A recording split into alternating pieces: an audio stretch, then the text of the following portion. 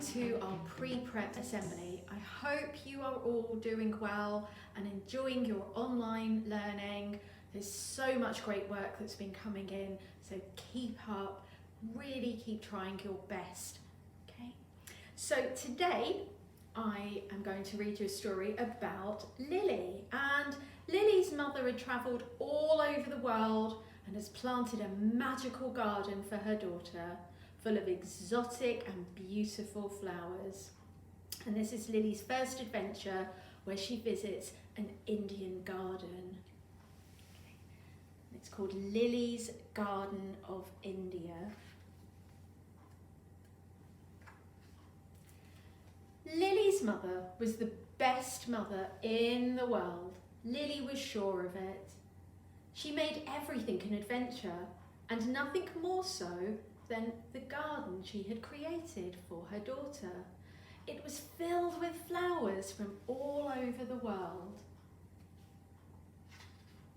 There were flowers from the mountains of India, plants from the lakes of France, and fantastic trees from the rainforests of Africa. One day, Lily found a path she had never taken before, where strange plants shot like fireworks out of the ground. "Lily, Lily," a little voice said, "welcome to the Garden of India. I am the jasmine plant, and I have a story to tell you." Lily sank into the soft grass and listened to the little jasmine plant speak.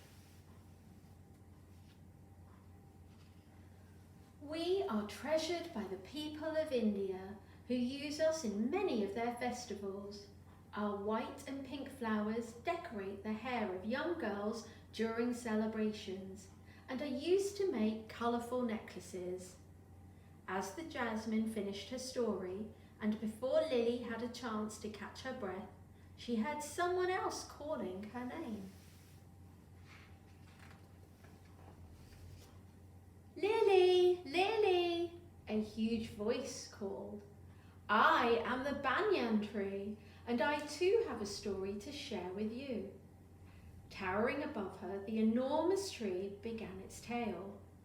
"My branches send great shoots to the ground that take root and grow, providing shelter for passers-by. I am known as the tree of life because I represent fertility. People come to me to meet, think, and make their wishes. Sometimes they even build shrines beneath my roots where candles stay lit day and night." As the banyan tree finished his tale, Lily found herself caught up in a whirl of brilliant colours. "Lily, Lily!" Lily turned round to hear a group of plants giggling behind her. "We are the marigolds. Listen to our story." "Our fiery flowers are so beautiful. They are given every day as gifts to Hindu gods in Indian temples. We are also used to mark a Hindu festival called Diwali. Every year at this special time, people flock to the holy Ganges River and send our petals spinning out onto the water to give thanks to their gods." Lily stepped into a waiting boat and floated down the river, surrounded by marigold petals and candlelight. Soon she found herself in a different part of the Indian garden. "Lily, Lily," a wise old voice called. "Come and listen to my story. I am the coconut tree, and I have lived in India for over 1,000 years. People love to eat my delicious fruit and drink my milk. My leaves are also used to thatch roofs and to stitch fishermen's boats together." Lily split open the coconut shell, drank its cool milk, and ate the delicious flesh. As the sun began to fade, Lily heard another gentle voice calling to her.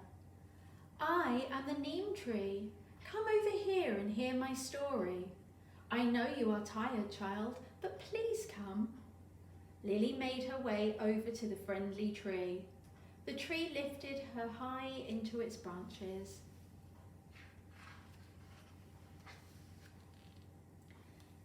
Neem trees are simple trees found throughout India. When the new year arrives, people celebrate by eating our berries with a delicious treat called jaggery sugar. They do this to welcome all things bitter and sweet for the year ahead.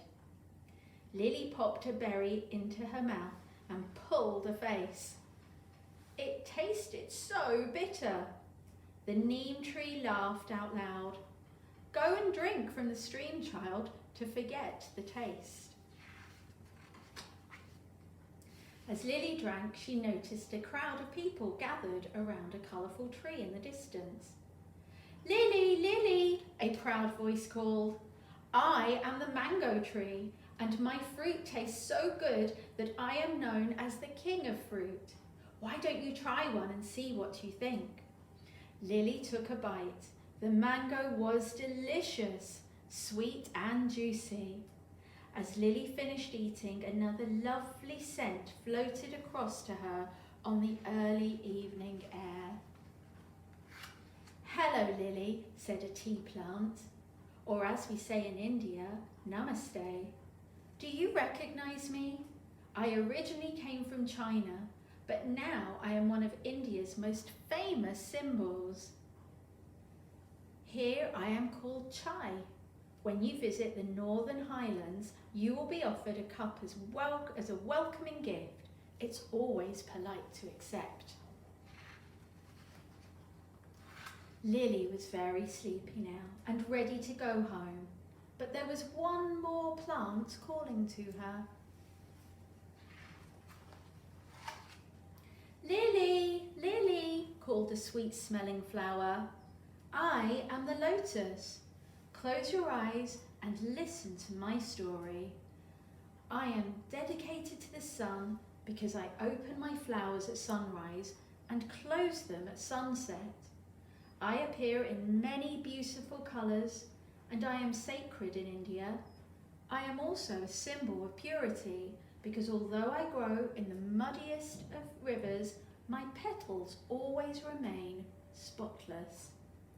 Lily breathed in the scent of the lotus flower and breathed out her tiredness.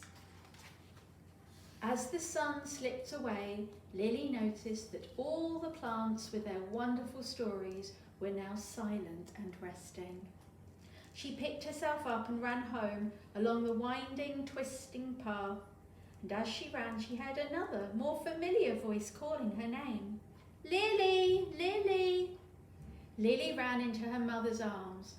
Oh, Lily, I've been worried about you. Where have you been? I've been across the world to India, where I sailed on the Ganges River, trampled across tea fields, and stood under a vast tree the size of many houses. A smile spread across her mother's face, and they both went indoors, thinking about India. And there's lots of information when you're back at school, and anybody who wants to borrow the book, there's lots of information about all the different plants and trees that were in our story. And there's some activities as well, from growing your own marigold, all about Indian festivals. So, have a great week, and I will see you again next week. Stay safe, take care, bye.